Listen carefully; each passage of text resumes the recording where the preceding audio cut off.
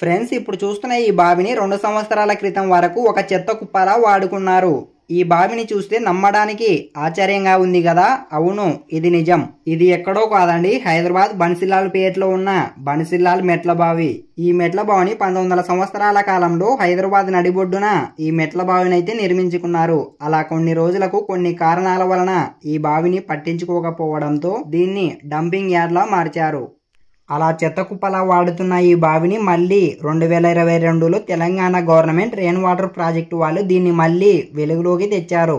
ఈ బావిని బాగు చేస్తుండగా చాలా రకాల పురాతనమైన వస్తువులు అయితే దొరికాయి. వాటన్నిటిని ఇక్కడ ఒక మ్యూజియంలా మార్చారు. చూస్తున్నారు కదా ఏ విధంగా ఉందో.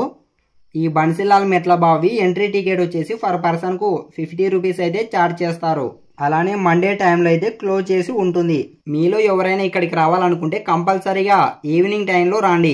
ఎందుకంటే చూస్తున్నారు కదా నైట్ వ్యూ అయితే ఎంత ఎక్సలెంట్గా ఉందో. ఫ్రెండ్స్, ఈ బన్సిలాల్ మెట్ల బావి గురించి నేను ఆల్రెడీ మన ఛానల్లో ఫుల్ వీడియో చేశా. క్రింద లింక్ ఉంటుంది, క్లిక్ చేసి చూడండి. ఈ వీడియో నచ్చినట్లయితే లైక్ చేసి సబ్స్క్రైబ్ చేయండి. Thanks for watching.